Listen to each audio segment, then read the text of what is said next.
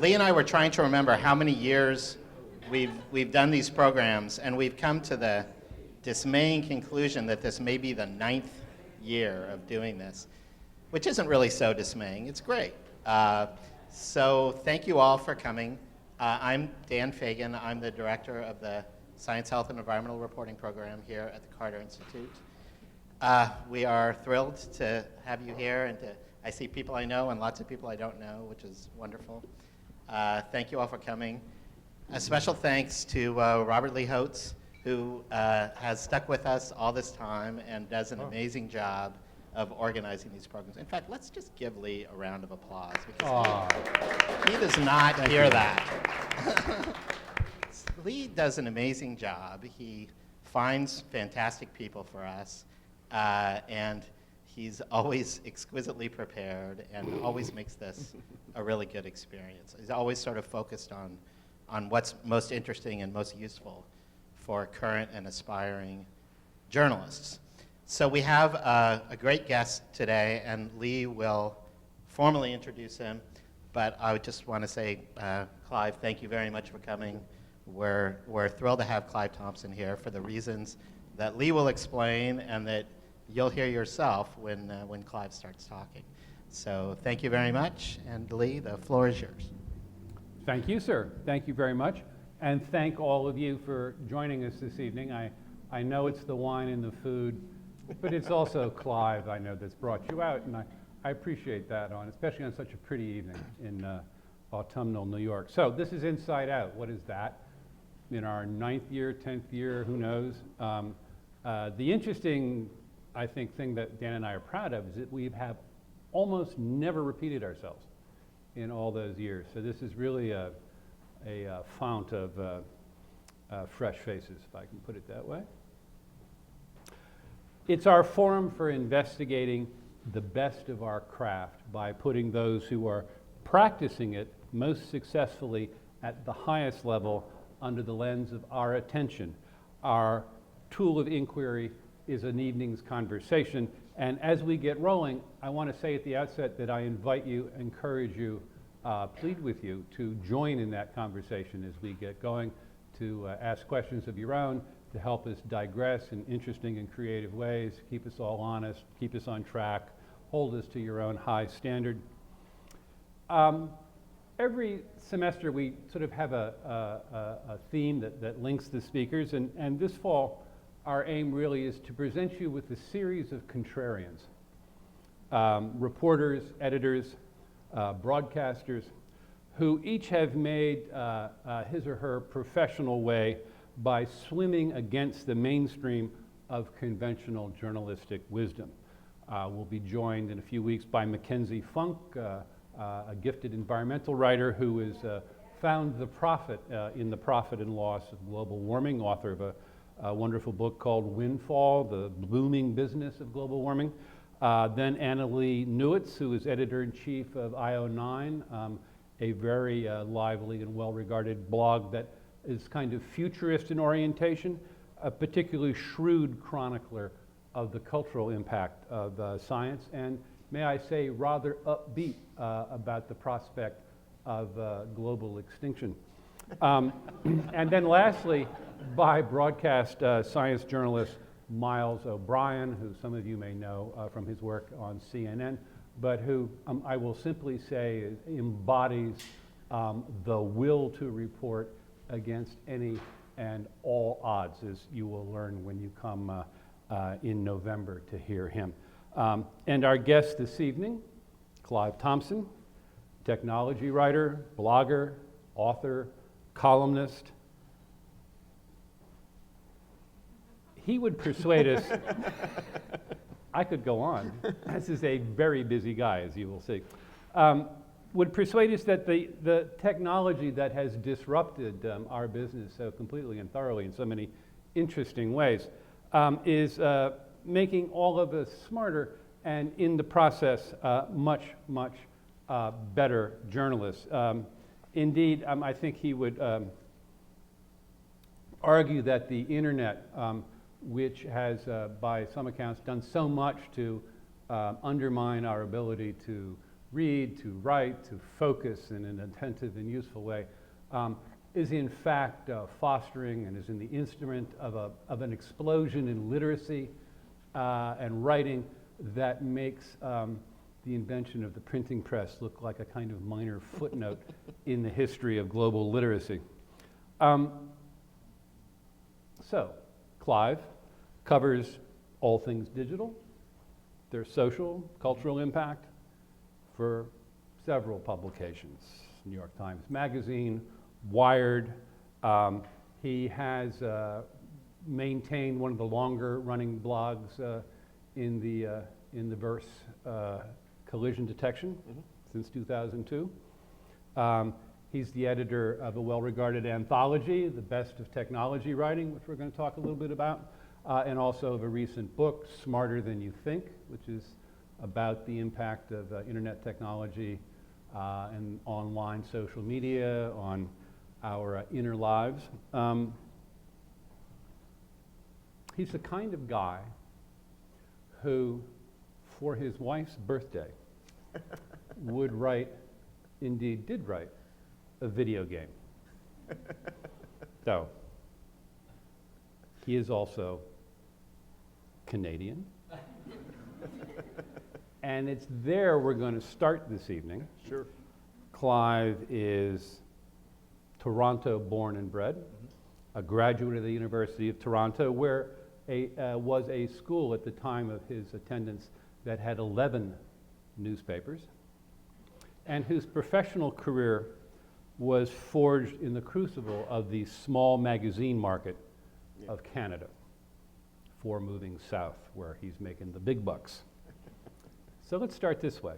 You graduated in 1992. Yep. You were an experienced student newspaper editor. That's right. What happened? In 1992, there was a very, very bad recession up in Canada.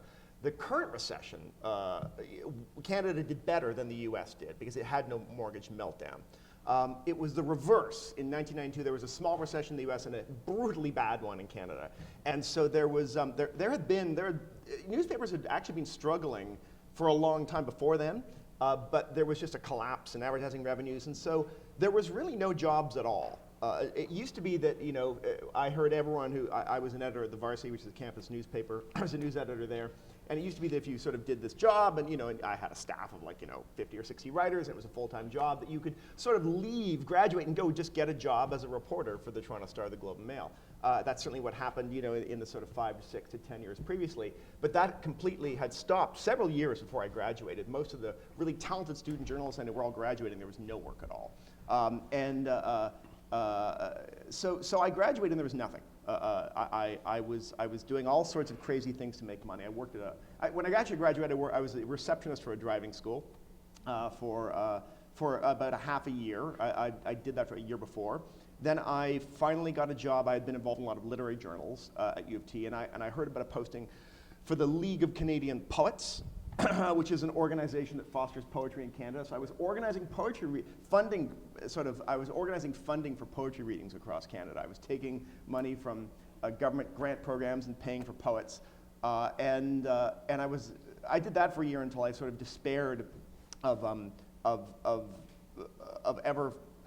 I didn't really want to be a literary organizer, and I really wanted to be a journalist. So I get to say there's something wonderful about that Oh, job no, title. No, don't get me What wrong. do you do? Yeah. I'm a literary organizer for the Canadian Poets League. No, the League of Canadian Poets, It yeah. sounds like you're a founding member of some Yes, yeah. the Communist Party. I don't know. I mean, It's it a good, it- lush. It's a you good know? talking point, and Lots and of sherry, I would read think, a lot of poetry, a lot of Canadian poetry, and actually, I mean, I was really into literature beforehand. I studied mostly Right. poetry at college, and so the fact that I was so immersed in it became useful because it bred like an entirely. I still to this day most of what I read in my spare time is poetry, and this turns out to be sort of useful, I think, for writing because it's just constantly knocking my brain into different grooves than you get from reading the sort of. I mean, I sit around reading white papers and scientific papers and reports, and nonfiction all day long, much of which is, intellectually rich but stylistically pretty sludgy. So it's kind of useful to do something that uses language and metaphor in a completely different way. And I think this is one of the things I've really enjoyed about it lifelong. So in one sense, that was great. But I wanted to be a journalist, and I wanted to ever since high school. And so I decided that I would go to journalism school. As a last-ditch effort. I went to Ryerson, which is a journalism school in Canada. But I didn't like it very much because I'd spent 5 years at the University of Toronto writing thousands of news stories and editing, and I sort of already knew how to do the basic reporting stuff. And so I felt like I was back. They were trying to train me in stuff I already knew. So you weren't at that point, you got some specialty No. that you want to pursue. Well, here's a funny thing. I think because if you'd come here, we would have taught you, how to really do what you do well, No, no doubt. No, but see, you're just going, you come out of Toronto, you're an English major, you Yeah. have no particular interest in science, no particular interest in technology? Actually not true. No, I was a nerd when I was a kid. And I'm you were a nerd when you were a kid? Yeah, and I'm 45, so I grew up, I was the first generation that learned computer programming on our own, because there was these computers you could plug into your TVs, and you had to learn how to program BASIC to get them to do anything. So I had this experience very early on that computers were these powerful devices, and then later on in late high school and in college, I was messing around with BBSs, so I got the idea that we could use these... BBSs, for those of you who don't know, are what bulletin board servers. You had to dial from your phone line out to another computer in a remote city, and you would have a conversation with someone. And so it was this taste of an early internet. Kind of Paleolithic Facebook. Yes, exactly. Yeah. 10 years before the internet, it was a taste of the internet. So I sort of understood that they were powerful devices for aiding not just thought and how you could affect the world, but the way you could talk to other people. But if you'd asked me what I wanted to write about when I was trying to be a journalist and learning how to be a journalist at the student level, I would have thought, I said, well, I want to write about politics, like the serious stuff, basically. And so when I graduated, I thought that's what I wanted to be. I wanted to be a political writer.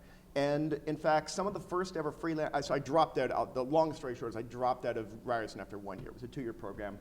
I got to the end of it, and I didn't think I would get any nutrition out of the second year. So I stopped going, and I decided I'll just freelance now, which is a way of saying this is what I'm going to do. No one will give me a job, and I will be a freelance journalist. And exactly. I think I can scare them away from that with the rest of what happens after this, because I really made no money at all for a very, very, very, very long time. I was writing very small, little stories for alternative magazines, little city weeklies across Canada. My first sort of big break was when I had known Naomi Klein, the journalist at the University of Toronto, and she was the editor at that point in time of This magazine, which is Canada's sort of version of The Nation, I guess, basically. A lot smaller, circulation, 5,000, a bullhorn could reach more people. But it had been a very good magazine for a long time.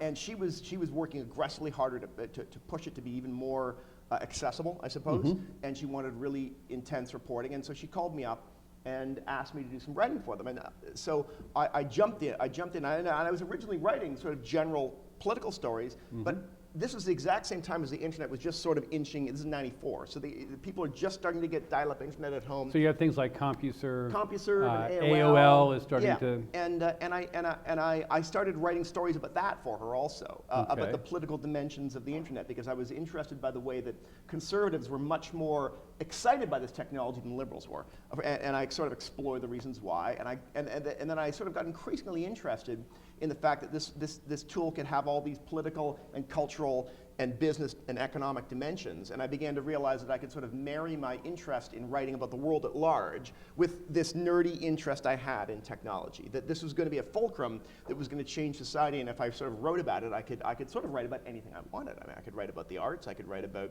politics, I could write about the economy, I could write about whatever. And that was really the beginning of it. And 20 years later, I have not run out of things to write about. It was the best decision I ever made to the extent that it was a decision in my journalistic career, was sort of figuring out what really animated me and sticking with it. Okay, so it's hard, I think, to appreciate how profoundly indifferent the world was to the entire topic of computers. And technology broadly, except maybe nuclear weapons or something, until the invention of the personal computer. That's right. Which, of course, is, depending on how you want to count things, fairly late in the game. Mm-hmm. But also not at all a hot topic journalistically. So I'm curious, was this a hard sell? Well, it was. I mean, I realize you're working for free anyway. Yeah, and I was not making a lot of money. So it was a hard sell. Yes, it was a hard sell amongst the bigger, larger magazines for a little while. The one place where it was an easy sell was with the business press. So one of my first sort of breaks into reasonably well-paying, because I mean the progressive magazines, the smaller magazines paid you very little. You work, they let you write really good stuff, long stuff. You could write like 4,000 word articles, but they would pay you like $300. Yeah, in fact, I'm going to interrupt you for just to put this in context. You and I think, worked this out when we were talking before. But at this stage, I should tell you that Clive is also a musician. That's right. Plays the guitar, writes songs, So at this particular point, you were making something on the order of about 200 Canadian dollars a month. A little more than that, because my rent was $300 a month. By writing? No, I think I was making about 500. I was making 200 on top of my rent, basically. Okay. 500 was a good month. All right, so $500 a month writing, and on a good night, $100 a night. Oh, and I was also playing on the street. Yeah, and I was a street musician, so I would play the guitar and the harmonica in the streets in front of bars and whatnot, and at lunch. The secretaries were very generous. That's interesting. I could map out exactly who gives you money and who doesn't, certainly in the streets of Toronto. And so, that was one way I made money. I made very good money with that. I played in a band. I played in a couple bands. I played one band that was doing original music, and we did reasonably well for a small alternative Canadian band, but I also played in blues bands. I played the harmonica also, and we would get paid money just to essentially play the hits for like 3 hours until we dropped from exhaustion at like sort of Irish pubs across Toronto. And so that together stitched together a reasonable amount of money, and I was good with computers, so I was good with, I was sort of interested, and I trained myself how to use databases and how to use Excel, and I was a bookkeeper for the Playwrights Union of Canada. So it was just, this money was coming from all sorts of weird places, a minority of it from journalism, frankly, for several years. I mean, I was just pulling it in from all sorts of weird areas. But the first place. So why didn't you settle down and just be the bookkeeper for the Canadian League of Playwrights? I mean, that's another one of those job titles, I have to say. I can't. Yeah, I know. Yeah. And but you're pursuing this this peculiar interest, journalism. I don't understand what's animating you here. When you can here. make the big bucks in Canadian poetry, why would you become a freelance journalist? I tasted enough of writing from doing campus work, and I tasted enough in those early days of being able to write. And like I said, the advantage of writing for the weird, small, marginal magazines is that they wouldn't pay you anything, but they would let you write big, long things. And the ones I was going for were trying to punch above their weight and write really high quality stuff too. So once I got the taste of writing, a 4,000 or 5,000 word article, there was no going back. That was just so intellectually delightful to sort of do like months of reporting and pull it together into a great big story that I just wanted to do that with the rest of my life if I could somehow make it possible. And I had some advantages too. I had a small amount of money that was left to me by my grandmother. I had a couple $1,000s that helped float me on top of that. So I could afford to make very little. I mean, I cut my expenses down to nothing. And this is one of the things that I always tell people if you want to be a freelance writer, aim to spend as little as possible for as long as possible, because you're not going to make any money for quite some time.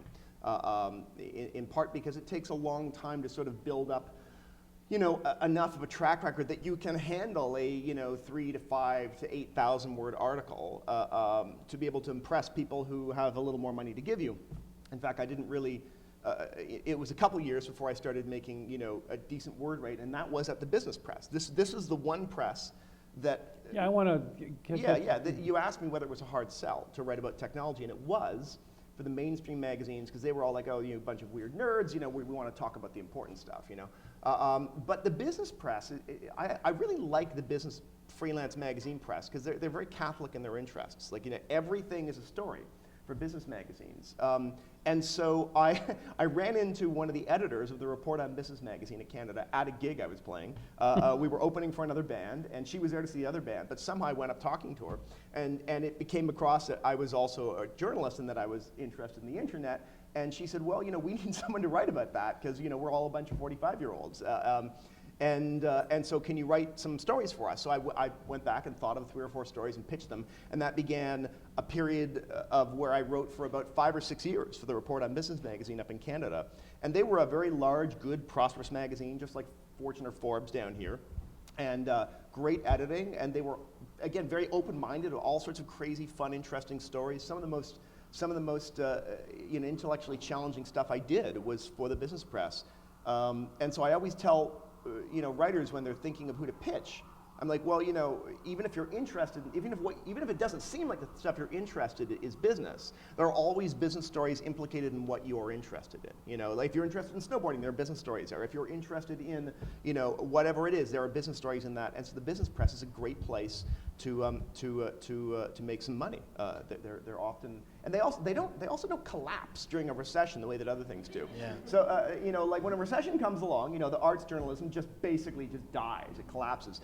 The political journalism shrinks. The business press, the recession is another story. They need to cover it. They contract a little bit, but they keep on going. So I have nothing but good things to say about this. That's a really good. Sorry, Professor Fagin, That's a please. really good pro tip. There are actually 2 really good pro tips there. The first is the business press is a great outlet for tech stories, but also other kinds of science stories, and it tends to be And culture and arts and fashion stories. Yeah. Because there's dimensions on all that too, right? right, absolutely, and they tend to be not only recession-proof, but they tend to do well, basically, because people subscribe to business publications for other reasons. They see it as a financial necessity, or they write it off as a business expense. And so, And in Canada, like Yeah. we had a much smaller magazine market. In any sector there was one magazine, but the only sector that had competition, that had 2 or 3 magazines fighting it, was business. You had 3 or 4, and that also drove the rates up, because they're actually fighting for writers in a way the other magazines are not. And the other pro tip, just quickly, is that what happens is if you can anticipate what you target a publication, and you try to think, well, what don't they know? What don't they understand that you could possibly understand, right? So usually you can take advantage of your generational advantage if you're younger, and sort of say, well, they're clueless about subject X because they don't understand, mass player games. What's that? Massively multi. Right, whatever. Yeah. See, you Well, can tell. Exhibit A, ladies and gentlemen. But you're making that's important. this is an important, I suppose, point that, and I want to linger on it for a second. But it'll shock you to know that, like sex, money is a great common denominator among people who read. It's an object of a topic of great interest, and there are lots and lots and lots of intersections between money and other things. And I think that by walling ourselves off with certain kinds of professional labels, we blinker ourselves to those useful and rewarding intersections. And I want to talk about labels for a second, because you've thrown out the idea of business writing, and it's absolutely true. I would call myself a science writer, even though I make my career at the Wall Street Journal. Yeah. You call yourself a technology writer. Science and technology. No, you can't pull that in. I No, look no, at your no, bio, no, I wait, look wait, at your thing. of course It's, you can. it's Maybe, technology wait writer. a minute, and wait a then, minute. no, wait, Let me I can check quote it. you back, I'll quote you back. Right. And then I may not have written and that. then you artfully call Yep. technology writing, and now I'm going to hurl these words in All your right, face, go for it. a sneakily broad format, It is true. and then you call it stealth science writing. Okay. So what I want to ask you, sir, on behalf of the assembled, is How do you define technology writing? Sure. What's the difference between covering technology, say, and covering engineering, which actually nobody does? Sure, yeah, and they should. And it's particularly strange given that the United States is a country that was made on, based on, and builds its future on, actually not science, but engineering. All right. What is technology writing? You know, for me, basically, technology writing, I sort of take the McLuhan, or to use a more remote but more interesting. I always get nervous when people mention McLuhan. I say a more remote but more interesting reference, his intellectual midwife, Harold Innis. Now we're going to get Canadian. Yeah, absolutely. Writing about technology is basically writing about the way that tools change our abilities and change us and change societies. And so that means, you know, you are writing about stuff that is self-evidently technological, that we regard as technology, which is to say, you know, computers and the intertubes and stuff like that. But also, you know, pencils and lighting and the stuff that we stopped regarding as technology, but affects our behavior in intense ways. So for me, that's one of the things that makes it so usefully and almost ridiculously broad, is that anywhere that there is a tool that is affecting the way we do things, you are writing about technology. And so this was one of the things that's been so nice about thinking about this as a beat, is that it allows me, you know, write about modern stuff. You know, I just you know, filed a column for Wired that is looking at Minecraft and its effect on literacy. But I'm also writing for Smithsonian about history. I'm currently researching the ways in which cars displace humans on the roads of Manhattan. The big fight was between 1908 and 1930, and there was going to be this big fight as to who belonged on the streets. Did people belong on the streets, or cars belonged on the streets? And this was a civic argument that had unbelievably massive implications for the entire shape of the way the country grew up and the environmental implications of how we designed the way we lived. So one of the nice things about thinking about technology is just whenever you are using a tool and how it is affecting the way you do, is that it gives you a very large ambit. I'm sorry, what was that word? Ambit. Ambit. Did I use that correctly? I don't know. Yeah, define ambit for us, please. If I had Google Glass on right now, I'd just, you know, stroke this out of my head. Can someone please ambit? I'm understanding it as a sphere of travel, sphere. That sounds right to me. Sphere of operation or influence. All right. So ambit is such an action. Done and done. Our technological tool moment. There we go. Thank you. Yes. So yes. So that is the way. And you know, and I think I have a lot of thinkers to thank for helping me think about technology that way. Early on, when I was in college, I read Harold Innis, I read McLuhan, I read another great Canadian thinker, Ursula Franklin, who's a metallurgist and did a fantastic CBC lecture series called The Real World of Technology. And she sort of just teased out, this is really one of my defining moments. She has this essay where she just talks about the politics of key cards as a replacement for keys, right? Because a metal key, is a tool that lets you open and close a door. And so it has a technological affordance of sealing people out. It's a power differential, right? But suddenly when you have a card to open a lock, and you essentially have something that reads the key as information, you can now record things like who went into the room, at what point in time during the day did they go into the room, and on the fly, you can decide to deny them access remotely. You can suddenly say, actually, we don't want that person to go in that room, let's turn it off remotely. So now you have a lock that behaves in a different way and allows you to do different things and assert power on the world in a different way.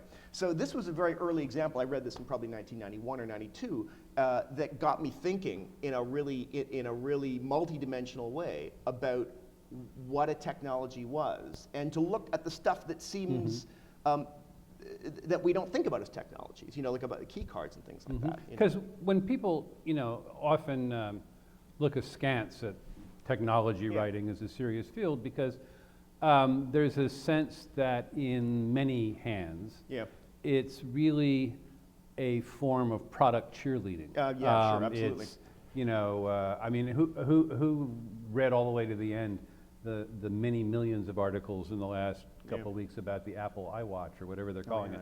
I know, And if you did you actually care by the time you got to the end of it? I mean, this is a kind of churn, and I'm not really sure whose purpose it's serving. I mean, it's certainly a form of advertising, but it's also a kind of gearhead gadget dialogue.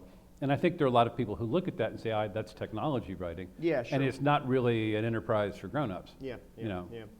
Yeah, no, absolutely. I mean, like I said, I mean, part of the thing was I was inspired by people that there were, by the time I got around to writing, and writing long-form stories about technology, there were enough examples of people doing remarkable work that I could also see the glimpses of interesting things I could do. For example, Julian Dibble, he was, I believe he was an intern at the Village Voice back in the 90s, early 90s, when he wrote a famous story, A Rape in Cyberspace, and it was all about a BBS, one of those textual BBSs where people just walk around and you walk in a room and it describes a room and people talk about, they sort of type activities to each other.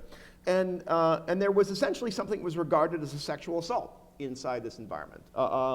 And there was a debate. Via text, via text, exactly. Yeah. And there was a debate as to what to do about it. Do you kick the person out? Do you whatever? And he sort of just took something that seemed nerdy and crazy, but found this unbelievable human story that had, very deep political implications to it, and wrote a magnificent piece. And so I had these rare, not very frequent examples of writing like that in front of me that made me realize where I could take this if I could find the magazines that would let me do it. You know, So what's making this then stand out is not the intimacy with the gear, I guess. Sure. Yeah. How overclocking a chip does X, Y, or Z, fanboy kinds of things, but rather almost a more political, poetic sensibility. Well, that's exactly it. I mean, like I said, I wanted to be a political writer, and I sort of I began to realize that I was interested in this because of the cultural and social and political and artistic reasons, and it's been this way to sort of indulge all that stuff, and also write about something that I am a bit of that fanboy too. I mean, I read that press. I'm interested in that stuff. I'm not a particular early adopter of technologies, but I enjoy the playful nature of a lot of this stuff. I find it fun and funny to observe. And it's kind of funny because when you write for Wired, or you write for New York Times Magazine or whoever about technology, I guess I get on all these email lists for technology journalists, and so every day I open my email and there's 90 product announcements, right? And people always going, do you want to cover our new? We've got a new mobile phone that that talks to your fridge or something like that, and do you want to write about it? And so I actually look at all that stuff because you never know when I'll be writing about something and I'll want to know about the mobile phone that talks to your fridge. But when you write about technology, you immediately get marked as someone who just reviews products. Right. And so one of the fun things is that all the work I do is really slow, right? So the magazines, print glossy magazines, at the absolute fastest that I could get a story in print. If I decided today, oh my God, it's an amazing story, if I could get my Wired editor on board, it would appear 3 months from now. More typically, if it's a longer feature, it's 9 months to a year and a half. I've had some stories that took 2 to 3 years from the time I thought of it to the time it came into print. And so one of the really fun things is, I'll get a phone call, I'll be walking down the street, I'll get a phone call, hey, Clive, we're launching the new, bottle of wine that tweets when you drink it. Would you want to come to our, can you write about this? I'm like, I would, that could be kind of interesting, but I would probably write about it in the spring of 2015. And you can sort of hear them silent for about 30 seconds because they're accustomed to the blog world where a lot of this reviewing really does happen. Well, but see, you live in the blog world. Oh yeah, no, and absolutely. You live in the Twitter sphere, so you're really lying to that person. No. That's a way of saying, you know what, I'm blowing you off. No. I'm not lying to them because I don't actually write. I don't do really any writing that is on the sort of I've heard about this. An hour later, I will have a story about it. Metabolism of blogging. I don't do that stuff. I mean, I've sort of I think I'd actually kind of enjoy it if I really did it, because there is something fun about the sort of racing to be the first one to do that. It's really like the newspaper wars of the 1920s, like, the New York Sun doing like, 4, issues a day and trying to scoop the other person. Like, there is something delightful and enjoyable about that. But I don't do it at all. I mean, the blogging I've done, when I blogged, I was blogging weird things. It was a scratch pad for strange things that I wanted to think about that no one on the planet would ever pay me to write about. It was just really, really strange stuff. And to the extent that I write online now, I write for Medium. But I write, it's really sort of a way to get me blogging again. They took a team of like 12 people who did a lot of blogging in the mid-aughts and said, we want you to be a group blog. And the understanding was I would write really strange stuff that I sort of stumbled upon that doesn't have any particular speed moment that way. So, today I just posted a piece. It's all about how to tell when a robot has written you a letter versus when a human has. I met these guys last week who have a service called Mail Lift, and what they do is Wait. Yeah. I'm going to interrupt you. So you just gave us a song and dance about how it takes you a year and a half to write the and you don't do that. No. But now you got to release. You met this guy last week, and today you filed the thing. No, I agree. It sounds like you're in the cycle with the rest of us. Churning. No, because if I was churning, I would have posted about them 2 hours after I met them. I met them on Tuesday, and if I was writing for Gizmodo, I would have written about them by 5 o'clock that afternoon. Oh yeah, easily, right? Exactly. Right, Now what I did was I was like, this is kind of interesting. Let me think about it and write an essay about it, and it came out 10 days later, right? 10 days. Yeah. Okay. And it could have come out 6 months later. No.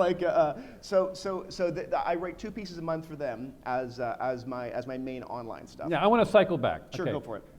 So there you are, north of the border, starving to death. Yeah. Writing Freezing. 4,000-word stories for small, well-regarded magazines that very few people read. Not always that well regarded. But you have managed to achieve a kind of professional cruising speed in that market. And then you decide to jump south and start all over again in New York. So I'm curious. Many of us who start here are really starting from scratch. Yeah. It's a real foundational self-invention exercise. But you've already kind of mastered a certain set of tricks and a certain set of techniques, and then bail into a new zone. And I'm wondering what that was like to sort of land already covered with calluses and scar tissue, but with your eyes wide open. Well, it was actually really, really hard. And this was around when? This is 1998. Okay. When I moved to New York. I was 30 years old. And I'd done magazine writing for about 5 years at that point in time. It was incredibly hard for sort of 2 or 3 reasons. One is that I didn't know anyone in New York, really. I mean, I didn't have any contacts here at all. Right. I'm actually very risk adverse. I would not have moved down here in the first place, but my wife at the time was a grad student at Rutgers, and she was going down to finish her PhD, and we didn't want to live long distance, so we both moved down. But I was sort of eking out a living finally in Toronto, and I did not want to move, so I came down, but I just sat here. I mean, I didn't really know anyone at all. So I tried frantically to meet as many people as I could, and I did exactly the same thing. I started with the weird marginal magazines, the smaller magazines that would let you in and would let you write something long but not pay you a lot. Like Lingua Franca. Lingua Franca was the main one that was fantastic to me because they had very talented editors, and they really wanted to write, New Yorker quality stuff, these intellectual debates between academics. And so that was great, but they didn't really pay you a whole lot. You couldn't live very easily off what you. So are you singing in the subway? What do you? No, actually, I didn't. I wasn't aware what the laws were. And I was intimidated. I mean, street musicians in New York are the best in North America. Like, you don't really want to go up against them. So I'm not on that. I'm not on that caliber. But what I was doing though was I was writing a lot for like whatever oily sort of, greasy custom publishing stuff I could get my hands on. So custom publishing Unpack oily, greasy custom publishing for us for a second. So custom publishing is basically you're JCPenney, and you want to hand out a magazine to 2 million teenage girls who shop at JCPenney. So you go to a custom publishing company, and these exist all over the place. Time Warner runs one. There's somewhere up in Canada, and you say, make us the JCPenney magazine, and they go out and they hire people like me to write stories for the JCPenney magazine. And they actually paid pretty well. The stuff paid pretty well. so I wrote for like an MTV magazine, the New York Stock Exchange magazine. At my lowest point, when I was unbelievably broke after another collapse in my income, I had a friend call me up, and they were doing a custom published magazine, and he was like, I want you to write video game reviews. And it's aimed at young boys. And I said, okay, I can do that. And he's like, I'm like, who's paying for the magazine? He's like, it's a tobacco company. And I was like, I'm so broke, I'm doing it. And so when people come to me today and say, oh no, I've got dragooned into writing all this sponsored content, I'm like, when you have sunk lower than writing video game reviews paid for by tobacco industries, you come and tell me what you're doing. Like I'm going to be a snail in my next life. So I did all that stuff to make money. I wrote about rollerblades and crash-up derbies and all sorts of stuff, and so that helped pay the money. While again, I tried to sort of penetrate and figure out how to get into the bigger glossy magazines. But it took a while. Like I was here for 3 years before I sold like a story to the New York Times magazine, and I was pitching them a lot, and I was pitching. Yeah.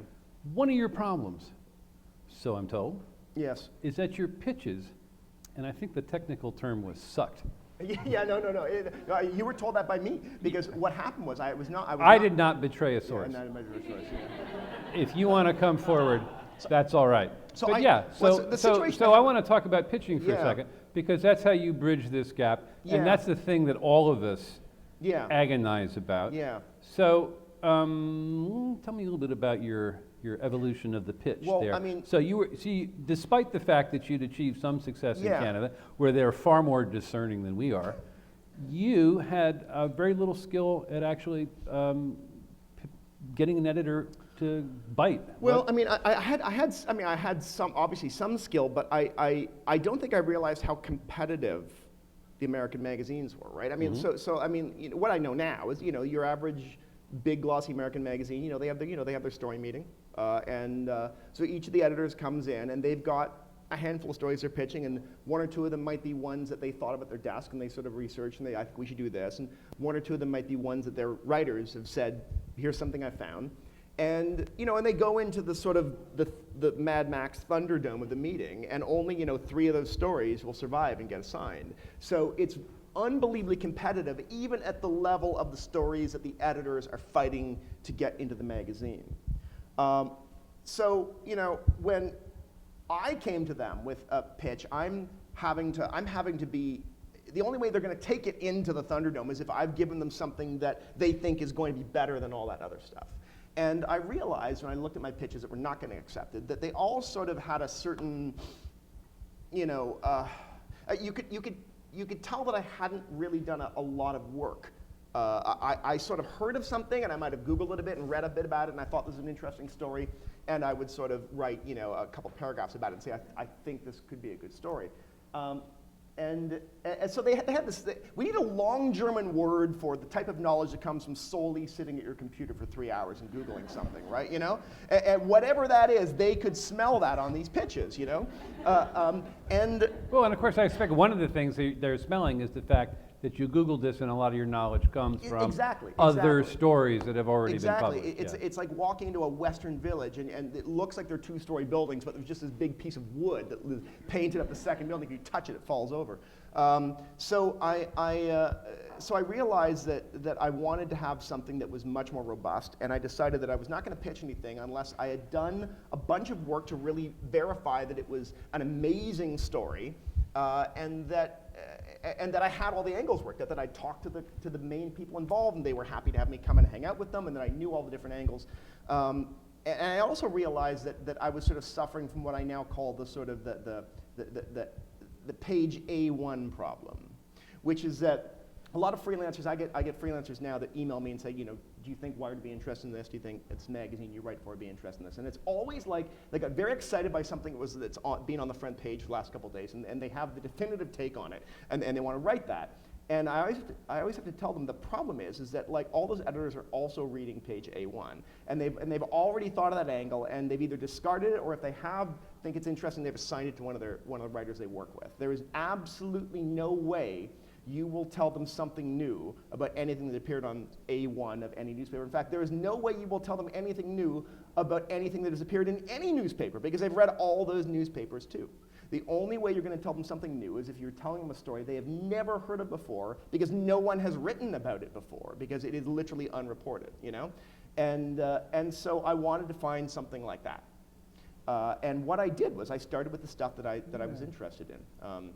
I started with my obsessions. I want to hold with the obsessions. There was a question out here? Oh, well. Okay, so you mentioned trying to convince these editors in these glossy magazines. Yeah. How do you get an editor? What's some of your advice for someone who has to consider lifestyle, business, politics stories? Yeah. Like, how do you frame a story, like a technology story, Sure. and say, hey, like this is why this matters? How do you put it in terms that they can understand when all this other stuff is competing just in their own headspace? Well, when I write my pitches, I try and write them so they open up just like a really gripping story. Like in medias res, this is happening. This is this person, this is this thing that's happening, such that it's just fun to read. That you hook them in with the story, with the person, and then by the second paragraph, there's something that is just an absolutely resonant nut graph that says this is what this means. This is why this is a big story. And then the next couple of paragraphs are basically, this is what the dimensions of that story would look like. This is what I'd like to write to you. So it's really no different than getting someone to read a story that you've written. How do you hook them in?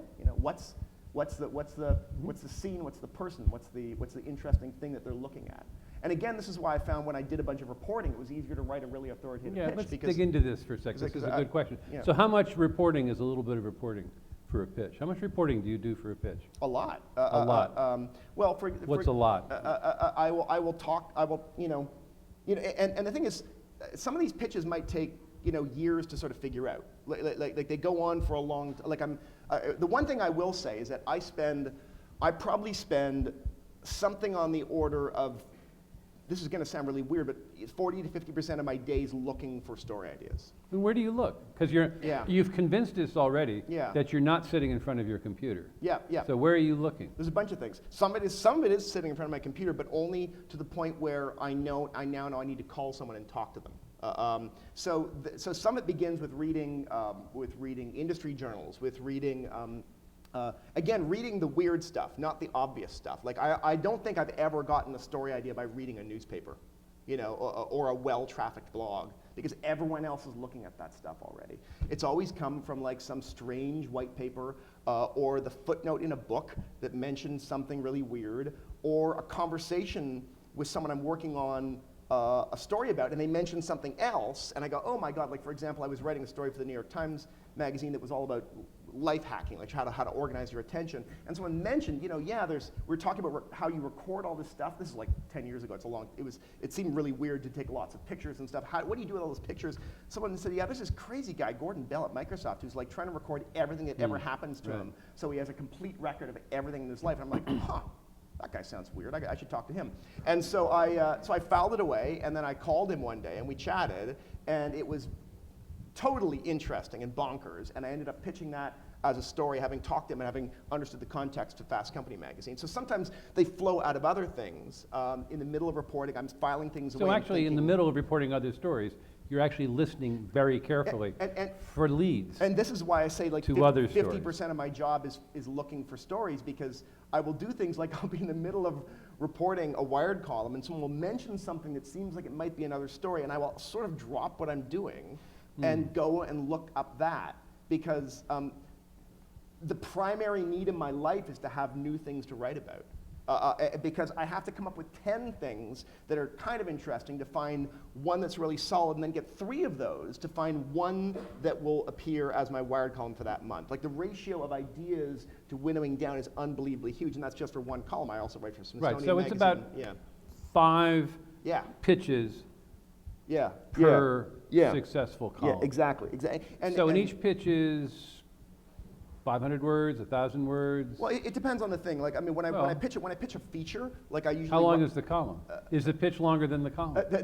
For Wired it is, yeah. For Wired I write a 600-word column every month, and I send them a memo with 3 to 4 ideas every month, and each idea is about 500 words. I've written up about 500 words to explain the idea. So I write about a 1,500, 2,000-word memo so that I can write a 600-word column. And then you're also doing this simultaneously Yeah. for Smithsonian. Yeah. Now, yeah. I know, just looking at the successful pitches, Yeah.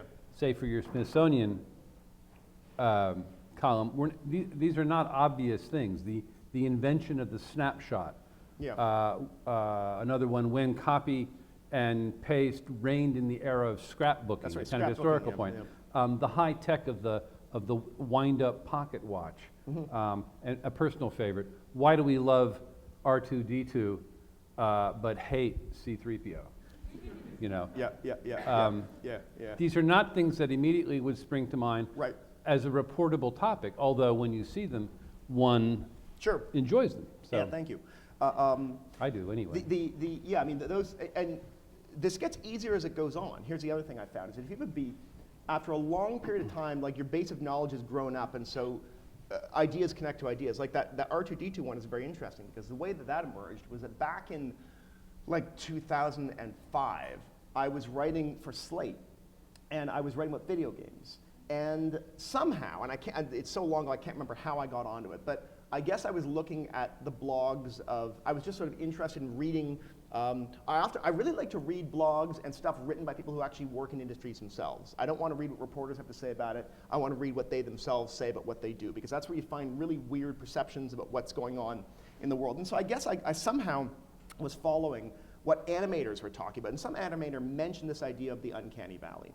And this was at that point in time, if you Googled it, no one had written about this at all. And it happened to be a paper that had been written by this, in the 80s, I guess, by a Japanese roboticist, where he pointed out that whenever he made robots that looked kind of human, they looked kind of cute. And as he made them more human-like, they looked more cute, until they got so human-like that it was like a plastic limb, and suddenly it looked creepy. Because it looked like it was so close to humanity that we now were focusing on what was wrong rather than what's right. And he called that the uncanny valley. So I thought, that explains a lot about why video games around 2005 were starting to look really bad. Because they'd gotten so realistic that you were now noticing that, like, oh, it's no longer a cute looking sprite, it's actually this ghoulish looking thing with these dead eyes, because they've got everything so right that now it looks undead. And I wrote this for Slate. Now, let me finish the story. Yeah, no, So please, go I ahead. wrote this for Slate, and it was a great column, and I ended up blogging about it a ton and talking about it a bunch, and people would sort of call me up, and we'd talk about it with animators. And so what happened with the R2D2 thing was they called me up because they knew I'd been writing about the uncanny valley for a decade, and said, you know, we want you to write about one of our artifacts, R2D2. And while chatting, he said, you know, do you think the uncanny valley thing applies to that? I said, I know it does. This would be a great way to talk about it. So the longer you prosecute a beat, the more the pieces sort of fit together. That's really all that story was intending to say. Yeah, sure. Yeah, so for all of these tech pieces that you write, both the short articles and the longer features, is there like a kind of standard narrative that you think applies to most of them when you're trying to frame the story, or does it vary completely just depending on what the story is? Well, actually, I would say it varies depending on the form. Like for a short column, in 600 words in Wired, my goal is simply to tell people about something new that's happening in society because of the evolution of a new tool that's changing our behaviors. So the idea is paramount. And the ability to document it in reality is paramount. So I have to know that something new is happening, I have to identify it, and I have to sort of be able to give enough examples and some scientific framework to say this is a real thing. But it really is like crafting like a very short, punchy thing. Now with a bigger feature, you know, the pitch is much more about a narrative or a personality. Sometimes it's an idea. I have written feature articles that were very much like, I just have this idea that something's happening. You know, like for the Times, you know, I wrote a big feature about ambient awareness, like the way that we were starting to pay attention to each other with tweets and text messages, like sort of just knowing generally what's going on without actually reading any. So that was an idea that I had to flesh out. But a lot of the times it's like, it begins with the person. Like when I wrote about the Times, I wrote for the Times about Watson, the computer that plays Jeopardy. And that happened because I'm really into AI, and I'm constantly looking through various AI journals and AI blogs, and I saw this mention in January of 2009, just like a one-paragraph mention that, oh yeah, IBM's working on a computer to play Jeopardy. And I was like, I knew enough about AI to know that that was insanely hard. And so I immediately called up the PR office and said, are you guys real? Are you doing this? And they're like, yes, we are. And I said, all right, then I want to write about it. So like, let's talk about this. So he told me as much as he could tell me. And he gave me, the sense of how long. I was like, so when can you show this to me? When can a person outside the company see this? And he's like, end of this year. And so when is it going on TV? Middle of next year. So, I fleshed out enough from talking to him, and I called a few other AI people and said, so, do you think this is viable? And they're like, frankly, we think it's a massive moonshot, but maybe they can do it. So I knew enough about AI, so I could write like a really good pitch that's just, IBM has and they were doing it as what they call these grand challenges. Remember when they beat Kasparov at chess? That was a grand challenge. They spent 3 years and said, at the end of 3 years, we will beat the best person at chess. They wanted to do this one because the grand challenge for chess was great for their company's promotion, but useless as a product, because it turns out that that beating chess doesn't help you beat anything else in the world. It's like we now have a $4 billion computer that can play great chess and then do nothing else. Now, if you can actually get a computer to understand language well enough to do a sophisticated wordplay, suddenly that blows things open. Now you can have this super enhanced form of Siri that can really understand a query. You could do all sorts of complicated things. So I was contextualizing it and saying, the sort of 30-year quest, to get a computer that can really talk and understand human language is at hand, and they're doing it in this hilarious way. So I nailed that down as best I could, and that's really what the pitch was, and it took like a year and a half from the time I pitched it for it to come out, because it took a long time. So you're saying, for the column, you have a idea, narrative, a template that in fact isn't a narrative at all. No, it's an idea. It's a kind of billboard of an idea. Yeah, because it's just such a But short for piece. a more complicated story, you are Absolutely going straight toward a traditional man versus machine narrative of joy, defeat, who are the heroic sorrow, scientists who are creating this obstacles. crazy machine? Yeah, exactly. Yeah. Just to close the loop on Watson, is that Watson is now a block away here, right? Yeah, that's right. They moved at it, the cancer, and IBM is somewhat desperately looking for stuff for Watson to do, and has had a hard time finding that. As you point out, Watson was really important in the development of AI, but Watson itself is, it's sort of a something in search of a mission. And it's much more understandable, but they still haven't been able to figure out how to make a lot of money off it. I'm a little surprised, frankly. It's right here. It's half a block away. Yeah, absolutely. I mean, there's a lot of ways to write a story. And there's a lot of ways to write a pitch. But the key thing is, in my mind, to really know what you're talking about. Because once you've done real research, it really comes off in the way you're describing the idea and talking about the idea to an editor. Because you think about it from an editor's point of view. I mean, the last thing they want to do is assign something that sounds great but crumbles when the writer goes out to write it. It's just not there. And they've sort of blocked aside the space. Now they have to fill that space. Like they really, the best thing you can do for them is to remove all risk from the equation, to give them something that is so rock solid that they just feel comfortable assigning it. Also, a really good idea, I mean, is often a fantastic idea. Is the best way to break into a magazine that doesn't know you at all. I once got an email from a guy who was, I guess he was at some Kansas paper in the middle of nowhere. He was a newspaper reporter. He wanted to do long-form magazine writing. He emailed me and said, hi, I like your work, and I've got a story that I think I'd like to pitch to Wired. Could you help me connect with someone there? I said, well, what's the pitch? So he sends me the pitch. It's so fantastic. So basically, in his journeys, driving around Kansas for his local paper, he discovered that there were these guys who were meteorite hunters, right? So there's all these meteorites that have slammed into the fields of Kansas over the last 1,000,000 years. And they've realized that they build really, really, really big detectors, like literally things the size of a kitchen table, and drag it behind a tractor. They can find really large meteorites buried very far. And so that's the first thing that's kind of cool. There's this whole subculture of meteorite hunters. But secondly, they're unbelievably valuable. If you dig one of these things up, there are rich dudes down in Florida who will give you $1.5 million so they can have it at the entrance to their otherwise unlived-in mansion. And so that's the second thing that's cool. The third thing that's cool is that the scientists are freaking out because those meteorites should be at the Museum of Natural History or being tested in the lab, not sitting in some guy's empty mansion. So it's just this three-layered, unbelievably great story. He's like, yeah, and he's like, I've gone for rides with these. He's already gone for rides in the tractors with these guys as they went around finding meteorites. So there is no risk to an editor in this story. It is solid. He has access. It's not going to be a story where, like, the writer says, I think I can do this, and then they call and find out that the source doesn't want to talk and doesn't want to hang out with them. He has already proved that the access is there. He's ridden with them. This pitch was just so authoritative that I was like, yes, send this right away. And Wired signed it in like 14 minutes. I mean, like they literally wrote back, like, yes, do that, And it appeared like 4 months later. How risky is it to share a pitch like that with another writer?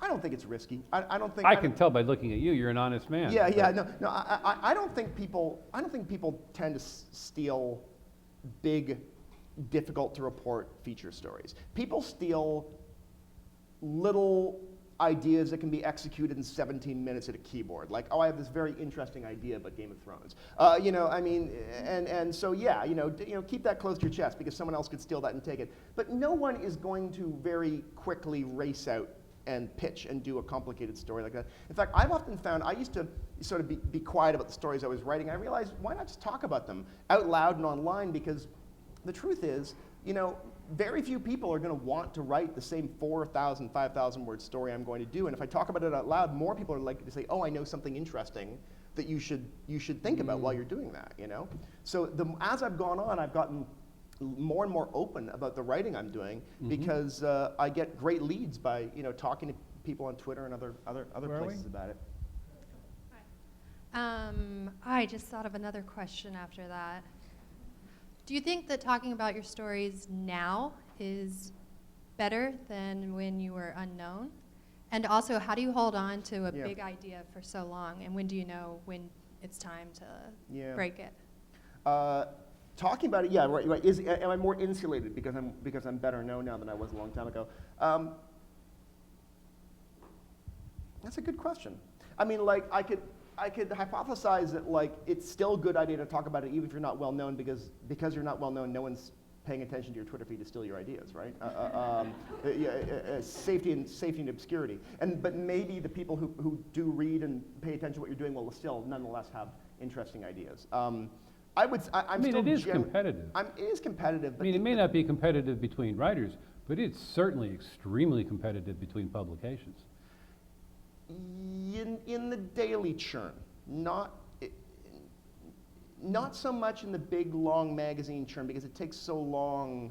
Because it takes so long to get one of these beasts off the ground. The amount of editors that will genuinely rip off and run an idea that's going to take 6 months to execute is small. In the sort of hummingbird metabolism of online journalism, absolutely, the ideas get ripped off and recycled out all the time, but not with the big long form stuff. The second part of your question was how do you know when it's right? How do you know when it's right? Oh, yeah. I've actually learned that with what I write. At first, when I was writing, I thought that I was excited about something and I thought it was imminent, and I would talk to my editors and they would stare at me as if I was from a different planet. Like I remember in 2004, I tried to convince 2003. 2003, you got to remember, most people still didn't even have cell phones, and I was all interested about the idea of geographic location of your status and how that would affect the way we navigate information. But like this is before Foursquare. Foursquare was like 5 years away from existing. And so I could see that this was happening. I knew from talking to weirdos who were building prototypes this was going to happen, but it wasn't yet happening. And so the guys at the New York Times were like, yeah, that's interesting. Like no. Now, 5 years later, the idea was obvious. And Yeah, so, it's a really tricky and problem so the tricky with thing technological is timing, stuff. Is technological timing. What Yeah. I've learned is to just wait a long time. Yeah, but don't you end up then hitting the obvious point? No. Hitting that uncanny valley of... Yeah, the of, uncanny valley of yeah, reporting. Yeah, exactly. yeah. No, because here's the other thing. I'm incredibly slow with my technology writing. Some new gewgaw comes out and people talk about it online, and then after about a week they just lose interest and they drop it, and then there's nothing. That first burst of talk is all prediction.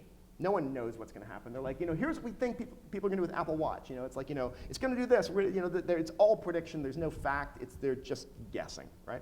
So if you wait a year, 2 years, until there's like 1 million people using it, well, then you can do this fascinating technique called reporting to figure out what they're doing with it. So technology writing does actually, on occasion, involve reporting. No, it's best if it does. In fact, like the thing I've discovered is that if you wait a long time, wait for everyone to use it, and then go out and do actual reporting, you don't have to guess what people are doing or hypothesize because they're actually doing it, and your writing has actual authority because there's quotes from real people in it, and usually you find the interesting stuff that no one could have predicted. Mm-hmm. Like 2 years ago, they're all in a froth about what people might do with Facebook. When you wait for people to actually use Facebook and then report on it, you discover they did slightly different things. And then I kept on having this experience where I would write something that seemed impossibly stale, and people would go like, and then people would say, well, that seemed really fresh, and it was merely because it actually had reporting in it. And so I sort of stopped worrying. I originally worried that I would miss the moment. Now it's almost the opposite. I've learned to let things evolve and evolve and evolve and not worry them going to be late, because reporting always unearths amazing things people would never have thought was going on, and it's always fun to talk about. So then maybe, say, around now would be the right time to go out and actually start reporting a Google Glass story. Yeah. Well, actually, I would say not even now, because people really aren't using it. No, they're not. Yeah, they're No, not. they're not. And I don't think they are. I own them, and people are not going to wear them. Something like the watch, maybe more. But being slow is really an advantage, and it was one that it took a long time to learn, but it was forced on me by the form of magazine journalism, because it's just by structurally slow. You can never be the first person to say something about something. You're always going to be the last person. And so I had to sort of figure out what were the advantages of that, and the advantages tended to be, deep reporting, where you always discover fun things that you won't discover if you have to think about it quickly.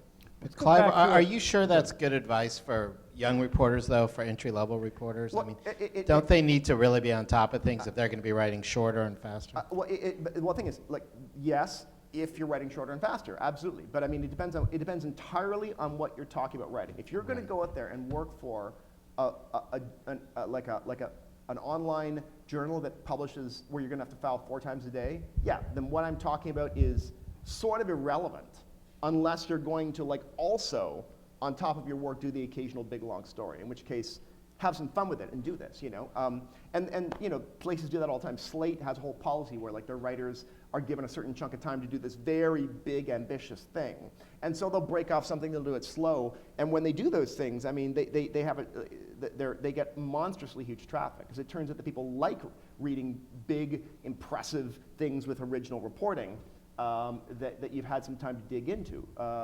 And I think Slate's very smart in that approach. And I know that a lot of other places like BuzzFeed have also realized that in addition to having the sort of fast, amazing, quick hit stuff, they need to have some really big, amazing stories where they just send someone to a hotspot on the globe and they do real deep reporting and they come back with something amazing. I mean, to me, this is a very hopeful thing in a lot of online journalism. Yeah, let's get the hope, but let's get a question first. Yeah, I have a follow-up to that, but just to backtrack for a second here, to the man in Kansas with his meteorite hunters. Yeah, sure. He's got the in, obviously, because he has the 3-prong approach and he knows the right people, but how does he then in his pitch, unbeknownst to Wired, because he's this random dude in Kansas, convince you guys that he is justified in writing this, right? He has the skills to pull this off. Usually there's a couple things. One is, one of the reasons why I did a lot of weird stuff with smaller magazines is because they would let me write 4,000 words and I could show, hey, I've done this, here, look at it. So I often tell people, if you want to write big, long things, quality is more important than quantity for the first little while. Like if you can kind of write one really awesome long piece that you're proud of in like your first 2 years, that's great. Because then that's an amazing calling card and it becomes, you can show that to someone. And you know, magazines or people that run long things and pay you a decent amount of money for a long thing only really need to see that you've done this once to be able to have trust that you can do it again if the idea is also amazing. So, and I think he had actually done some local like magazine piece that sort of showed he could actually write in a magazine format. So he had a little bit of that backup. It's a combination of having an amazing idea and having done something at a bit of longer length. He might have done it for his local paper, he might have done a series or something like that. I can't remember exactly what he showed them, but he did have something to show them. And that's sort of the way it worked with me. I mean, when I pitched to the New York Times and the Wired my first stories, I could show them that I'd written these 5,000 word pieces for Lingua Franca, a much smaller marginal magazine, but one that tried to write really good stuff. And so I could say, look, I've done this before. And editors of which had more time for writers learning their craft. Yeah. I mean, one of the problems I think people have now is that what I certainly hear is that a lot of magazines you don't get the editing. I mean, now I should be a little.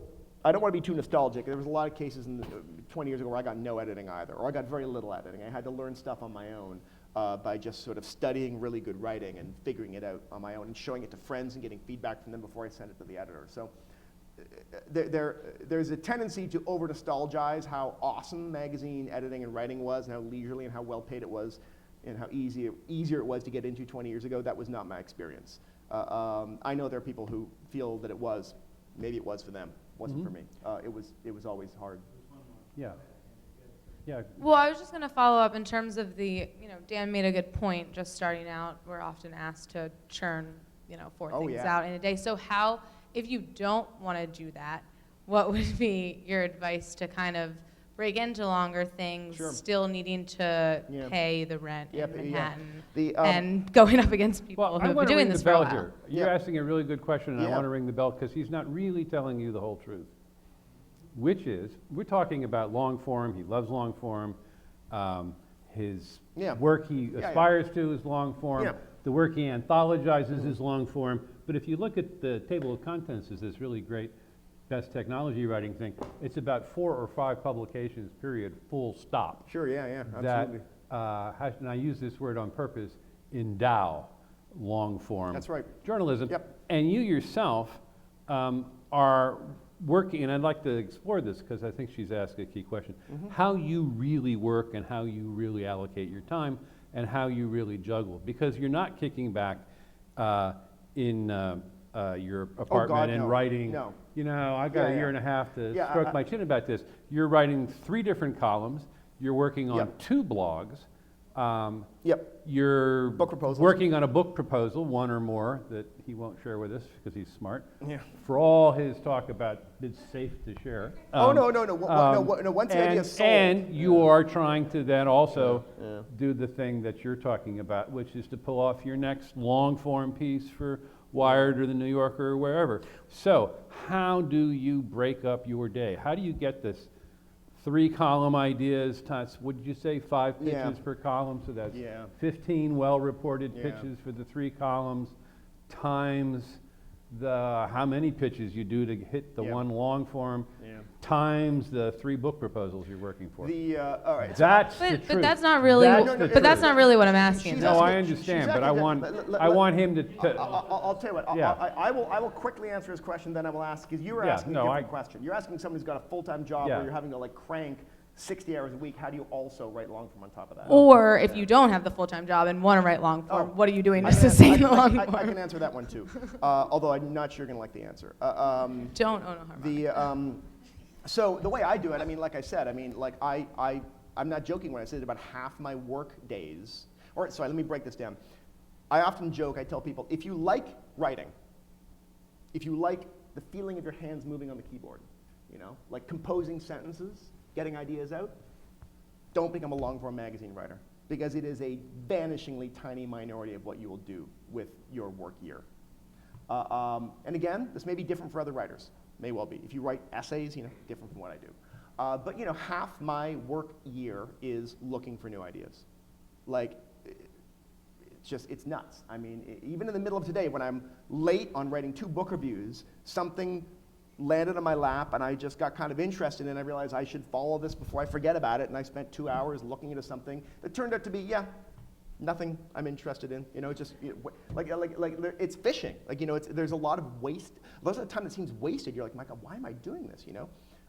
And ideas tend to come in these alarming bursts where nothing for weeks or even months, I'm nothing, and then suddenly a bunch of amazing things just all come in, and I know what I'm doing for the next sort of 6 months, So it's really alarming. So how I do that is that I always make sure that I'm paying attention to the need to find new things, even if it's making me late on things I'm already doing. The second thing is that deadlines help. Regular deadlines help.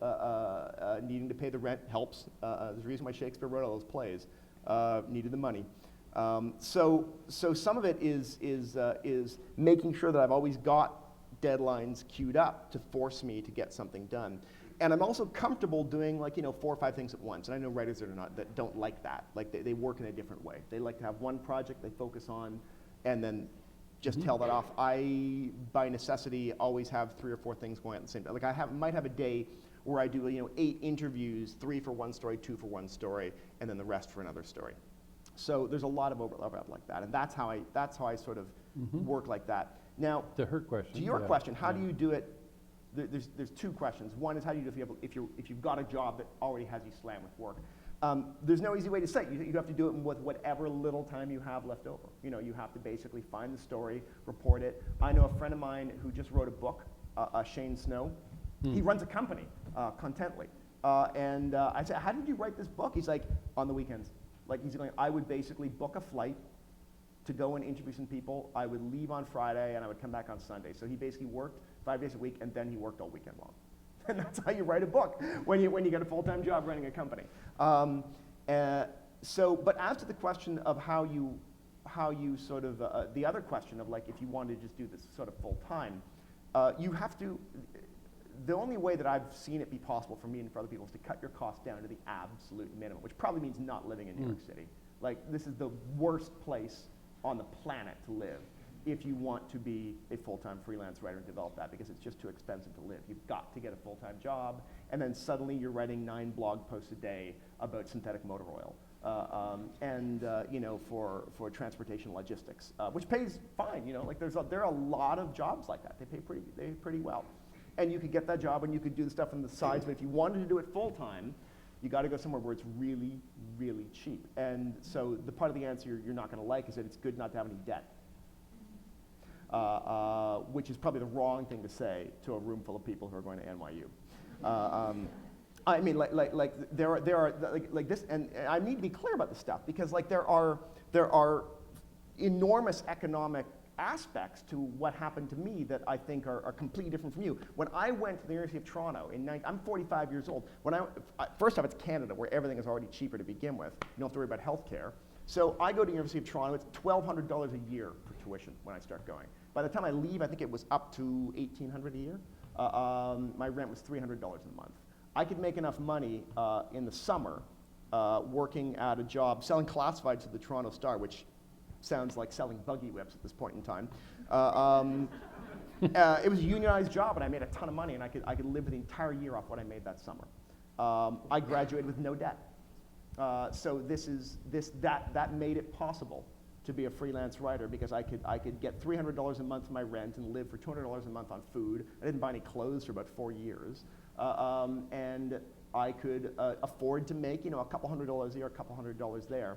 And like I said, I also got a couple $1,000 when my grandmother passed away, and that helped. That would be $200 to help pay for food when I couldn't. So there was a bunch of economic things that made the way I did it possible that are not necessarily going to apply to you, right? But there it's is also fair to say that, and as we will see as this Inside Out series moves forward this fall, the next 3 people we will be bringing in are not based in New York.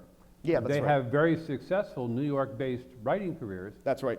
They went through a phase in their careers where they established relationships, and then they moved to Oregon, they moved to New Mexico, and because of the wonderful technology that we all embrace, you can then maintain those virtual relationships and those virtual writing groups Oh, no. in a way that you couldn't when you were living in Toronto, I- singing your heart out on the streets to make ends meet.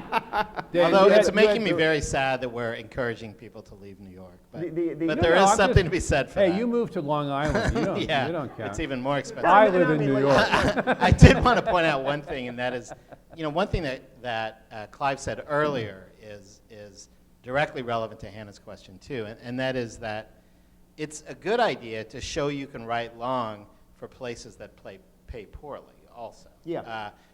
Quality places, and there are spots on the web. Oh, absolutely. That will Yeah. be happy to pay you poorly, but In are fact, I would argue that right now it is far easier to Yeah. publish a 5,000 or 7,000 word piece, way easier than it was when I started. Yeah, I because there agree. were such a finite number of places where I could write like long was like 3,000 words.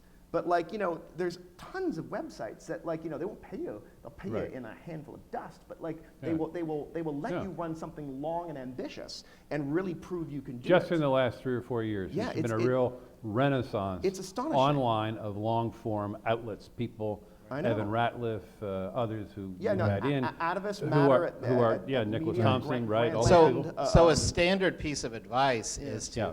yes, do the churn if that's where you are and for the income or whatever, but set yourself a goal of, okay, in the next 6 months, I'm going to do 2 long pieces. And 6 That- month, that- frankly, is to yeah. me ambitious. I mean, Yeah, maybe a I year. think it was like Yeah. it was easily like a year into my freelancing before I had one really good long piece that I liked, and it was 5 years before I'd written for any of the big 6 years before I'd written for any of the big glossy magazines I wanted to write for. I mean, and also I did not really make anything approaching like a middle class living probably until I was 34. I mean, I was pretty broke for a long time. Do you take Bitcoin? No, no. Although I think I own a few Dogecoin, which wow. are an even nerdier cryptocurrency. That is obscure. Yeah. Yeah. I suppose we can all find a job mining gold for. I would like to linger a bit on how you work, though. Sure. Because What's a day look like? Yeah. yeah, what the day looks like, because you do have a churn. Yeah, I do. And of course, to be busy is to be employed, and to be employed is to be working. Where do you work? I work. This is really interesting. I used to think if I had an office, I'd be more productive. And because I worked from home for a long time because I couldn't afford to work anywhere else. And then in, I guess, 2005, I was well enough along the point where I could now make a reasonable living, and my first son was born, and we were living in a apartment in Manhattan, and there wasn't any room. The room where I used to work was now his room. So I rented a cubicle. I went to a cubicle farm on Astor Place. Yeah. It was $800 a month, and I rented a cubicle. And it was one of those semi-private things. You've kind of got doors up to there, but then it's open. You can kind of hear what people are doing. And I was there for, I guess, 3 years, or 2 years. And then an opportunity came open to rent a completely private office in a building just around the corner from me. And it was even more money, but I decided to try it because I thought, well, now I'll have complete privacy, and I'll have this wonderful office, and I will be even more productive. What I discovered is that I have the data in my tax returns that shows how much money I made. And I can compare 3 conditions: working from my kitchen table, or the dreadful mess of my bedroom, working from a semi-private cubicle, working from a completely private office. There is absolutely no difference in my productivity or how much money I make, basically. So, Thank you. when I'm happy, weirdly, I think the private office was a lot of fun, definitely, but I could have a lot. I mean, it was. Was your name painted on the door? No. That'd be pretty cool. I should have got one. But I could have more fun spending that money on like trips or something like that. And now that I have 2 kids, there's actually something kind of fun about being home when they come home from school. We hang out, we talk a little bit. The flexibility of that is quite useful. I've learned that there's aspects I like about working from home, not having any commute at all. That's terrific. So I work from home, basically. I work from a desk in the corner, a completely wretched, overcrowded, messy corner of my bedroom, and I work from the kitchen table, and I work from the kitchen counter, and I work from cafes. That's where I work. So all of your notes, all of your organization, all of your, how do you do that? Is that all, are you a Well, you know, the funny thing is when I started working my Devon book, Think, or you have some like yeah, when software suite that solves all your problems? No, I wish. Here's the way I work. When I started my book, I thought, well, I'm going to be printing up all these scientific papers and reading them, and I want to keep them organized. So I went onto Craigslist and I bought a huge filing cabinet that sat next to my desk. But it's got nothing in it but all my tax stuff. It turns out that, like, journalistically, I do print some things up, but I can read a lot on screens, it turns out. You know, I thought that I believe in the sort, there's a focusing power to paper, but in reality, when I need to get the work done, it's just as fast to sort of look at a PDF on my computer or on an iPad and mark it up that way. So the way that I work is I take, when I'm interviewing people, I have sort of two ways of taking notes. One is if it's on the phone, an interview, I use Skype exclusively as my phone line. Because it's cheap, or? Yeah, it's $20 a year for like international long distance, Yeah. and they give you a number that people can call in. And also you can just record directly MP3s to your computer. So it's a really easy way of recording whenever I need to my interviews. And I type about like 90 words a minute. And while I'm typing and doing an interview, I don't worry about any typos. The goal is just to, as long as it's vaguely legible, and I can disambiguate what's going on, I go as fast as I can to reduce the need to go to the tape, right? So when I'm face-to-face, I use a LiveScribe pen. LiveScribe pen. A LiveScribe pen. These are great little devices. It's a pen that basically records while you write and tags the audio to what you've written. So later on, when you look at your notes, I can't figure what I wrote, you just tap on that point and it plays back the audio at that exact instant. And it all gets backed up to your computer, so you can do the same thing. You can look, flip through the pages of an interview, find a spot, click it, and hear what they said.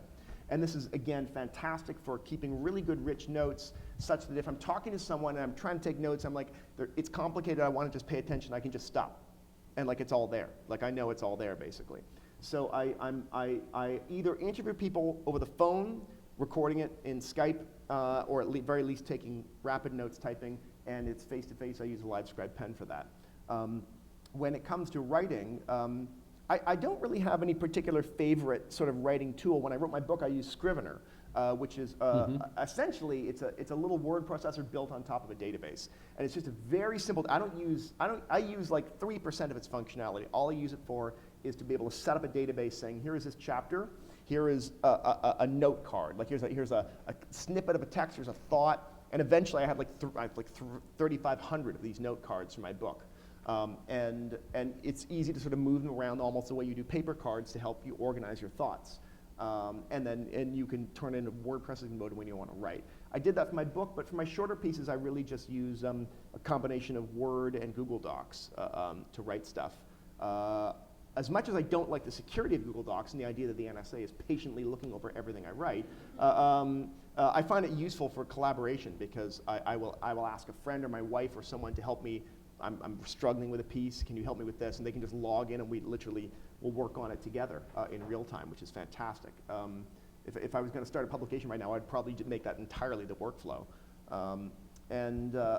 So the writing is all like that. I find that with writing, I have this very funny habit that's evolved, where if it's something short, like my 600-word Wired column, I can write it at my desk at home. If it's longer, if it's a feature, for some reason I have to be in a cafe. There's something about the idea that I'm now going to be writing for like 9 hours, you know, like in this burst, that requires a change of venue in some respects, and I don't know why. I do most of my planning of long pieces on paper. I actually like to sketch out what's going to happen where that way, so that I have a framework for what I'm doing. In fact, I try and make it as granular as possible. When I'm writing a long piece, I'll write the framework, and then I'll start writing up notes for each point form notes for each paragraph, and slowly shape them into a paragraph, although it's not written out in sentences. Because when I sit down to write a sentence, I don't want to have to be thinking about what the next fact is going to be or what the next quote's going to be. I have to only want to think about that sentence. Because if there's any part of my brain worrying about where is this going, I can't focus on the sentence. Other people I know don't work this way at all. My wife writes complete sentences, like she'll write an entire paragraph that is the 7th paragraph of a 12-paragraph piece. and yet that's the first thing she writes. It's amazing. Like she's able to just write these completely organic, synthetic things and fit it in that way. Not in a million years could I work that way. I'm completely structurally focused. In fact, one of the things I find with magazine writing is that long-form pieces are, to me, governed by structure, such that before I start reporting the piece, I think about what the structure of the piece is going to be. You know, what might be, what. Pictures of finished story before he begins to. Well, and in fact, what I'll often do is, I will just find, or I will think of a story that I've seen that is a model of what I want to do and copy it, right? Because the structure governs what you're going to need to report. Malcolm Gladwell did this interview back when he first became a bit of a big deal. There was his profile of him in the Globe and Mail in like 1999 or maybe 2001. And they interviewed him, and they interviewed his editor, Henry Finder, at the New Yorker. And Henry said the most intelligent thing about long-form magazine writing, that to this day, like, it's the single best piece of advice I've ever got via reading this, and it governs like 50% of how I report. He said long-form magazine writing is like shooting a documentary. It shares a similar language. So if you were to talk to a documentary filmmaker, they will tell you there are different types of shots. You sit someone down in front of a camera and they just talk to you. That's a one shot. And they're just talking to the camera. You observe two people doing something. They're working. They're not looking at the camera. They're talking to each other. That's a two shot. Sometimes there's two people looking at something else and talking about it. That's a three shot. There's a tracking shot. You know, what does this place look like? You know, each of these has an analog in magazine writing. When you interview someone on the phone and they talk to you at great length and you write that up in the story, you know, this person says this and this, that's a one shot. They're just talking to the camera. You're the camera. When you are watching people do something and they're not acknowledging you and you write that up as a scene, that's a two shot. You know, there's a tracking shot. What does this place look like? You know, now the thing about shots is that to make a documentary that doesn't feel stale, you need a variety of shots so that you're moving from one to another. It's the same thing with a long-form magazine piece. You need different types of shots so that they vary the feel of the piece as you go along. And there's no one way to do it. You can open with a dramatic two-shot. You know, you can open with like a didactic scene setting. You can open with one person just telling you something. You know, there's a lot of ways to do it, but you don't want to have the same shot throughout the entire piece. But what this means is when you sit down to plan the reporting, it behooves you to think about what the first scene might be because that governs the reporting. If you need a two-shot, you need to get that two-shot. You need to be in a place where you're watching people do things, you know, instead of having them just tell you things. And so, you know, well, you know, you talk to your source. Where can I see you do this? When's it happening? Can I be there at that point in time? The structure of a piece governs how I report it very deeply. And so I think a lot about that before I even make the first phone call. So no, I'm curious, just to expand on that, it's very interesting. But you said you'll go find a story. Yeah. And Copy then it. Copy it. And I understand you don't mean copy it like copy the plagiarism, structure, yeah. but you'll take the structure. Can you give us an example? Yeah, sure. Let me see. I remember. Well, it's hard to think of specific examples, but there's several writers who do things in different ways. Let me think of one. Yeah, it'll come back to me. It's at this point in time, I've read so many stories and looked at so many different things. Yeah. It's more like a constellation of techniques that I've had. But one of the reasons why I like being a magazine writer is that it takes a long time to get good at it. And I still feel like I've been doing it for 20 years. I still feel like I'm learning how to do this. You know, that whole 10,000 hour theory of how you have to spend 10,000 hours doing something, and you have to work hard all those 10,000 hours. You have to be pushing yourself to get better at it. I think a lot of journalists get bored at their job because they get their 10,000 hours in about 4 or 5 years, and they feel like they've just been, they've been filing 3 times a day for their newspaper or their blog, and at the end of 4 years, they've been pushing hard. They've done 10,000 hours. They know everything there is to know about how to do that. When you're magazine writing, I got maybe like 1 at bat in my first year, 1 long story, and then maybe 2 the next year. So I don't think I got my 10,000 hours until well into my late 30s, or maybe I haven't gotten it yet. I don't know, because every time I write a story, there's this epiphany where it's like, oh, so that's how you do that, Like I'm still figuring it out. And so I will still find myself looking at a story in any magazine and I'll see how they do something. I remember one time, so Gavin Edwards is a writer for Rolling Stone, and he once told my wife Emily a great little piece of advice that I think I've used once in a profile, where like he learned the trick from so many details of like the trivia paragraph, you know, where you just sort of throw you're profiling someone, you just throw in 10 completely unrelated things one after another. And it just has this wonderful momentum, and you feel like you've had this strange, like weird fractal zoom out of their lives before you move, and it just comes out of nowhere, you know? And it works really well.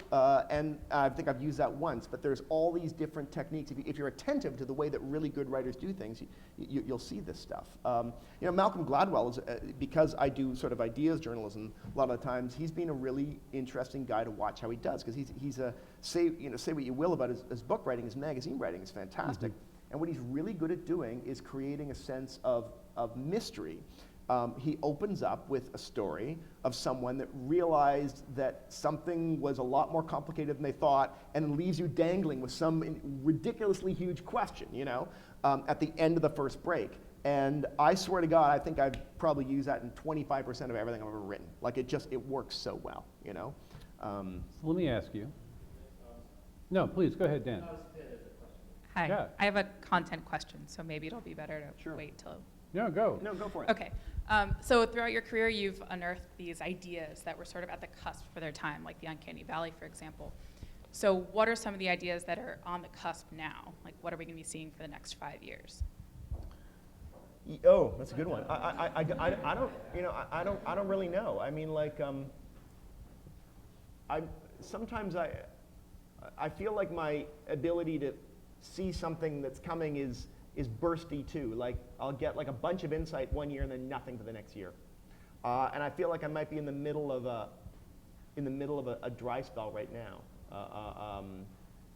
I mean, like, and sometimes I'll get an idea, and you know, there are times when I haven't acted quickly enough on something, but I think maybe I'll wait a little while and it'll seem fresh again. For example, last fall, I pitched a column to, this is in October.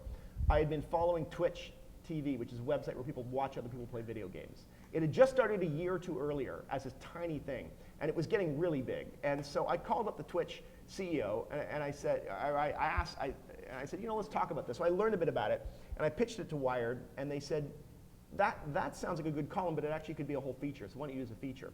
Well, I was busy promoting my book, and I didn't really get around to jumping on it until about a month and a half ago. By this point in time, Twitch was monstrously huge. It had become the 4th biggest site for traffic on the internet. And they were in the process of getting sold to that people thought might be Google and then turned out to be Amazon. So it became a much bigger story. And there are all people writing stories about how this is going to be like a new form of like, you know, broadcasting or something like that. I was actually not interested in the idea that there are going to be these big superstar people that stream their games for 1 million people. I was more interested in the long tail of it, where the vast majority of what people are doing on Twitch is broadcasting their game so that 7 people can watch, right? And that's just you and your friends hanging out. That's just a new social activity. So the people doing lots of broadcasting and then to watch, that's a known behavior. That's broadcasting. This stuff here, you know, let's just get together and watch me play, you know, Call of Duty for 7 hours. That's weird. That's new, right? Like that's an emergent social behavior. That's going to be widespread, and that's going to go on for a long time. And that's interesting. That's what I like writing about. So I was pitching that, but it turned out that like in the interim, a really great story basically about that came out in New York Magazine. So it kind of killed my story.